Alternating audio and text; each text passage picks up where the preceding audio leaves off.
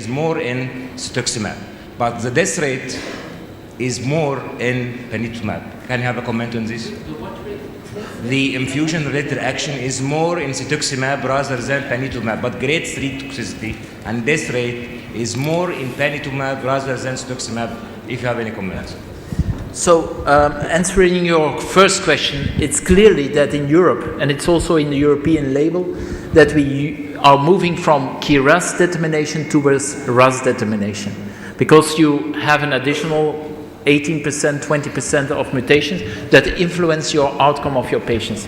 So, in clinical practice, in my institution, we are doing RAS testing instead of KRAS testing. Another strategy might be that you first test for KRAS and look whether the patient is mutant or wild type. If the patient is mutant, the story is over. If they are wild type, you can move further to RAS determination. That's another possibility. To the aspect study, I think there is no significant difference between both arms for serious adverse events between panitumumab and cetuximab. The only difference that is clearly shown is the infusion reaction and hypomagnesemia. For that rate, there is absolutely no significant difference in between both arms. Professor Marker, to clarify the role of PI3K-AKT-mTOR in the pathogenesis and the resistance to anti-EGFR in the colorectal carcinoma?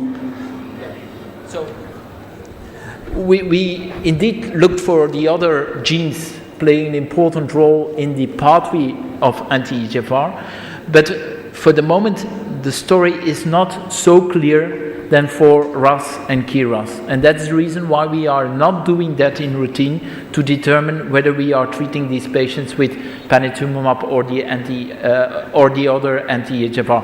But it might be in the future, with refinement and to better define the subgroups, that also these genes might play an important role in guiding our treatment decision.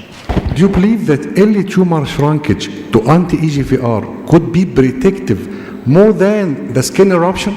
Yeah. So there are some data in literature where the deepness of response might predict the outcome of the patients. I'm not sure for the moment, and I'm not convinced that these are important enough data to guide our decision. And I think based on what I have seen on skin toxicity from a clinical standpoint is for me much more important than the deepness of response today based on the data that we have. Thank you, Professor Mark.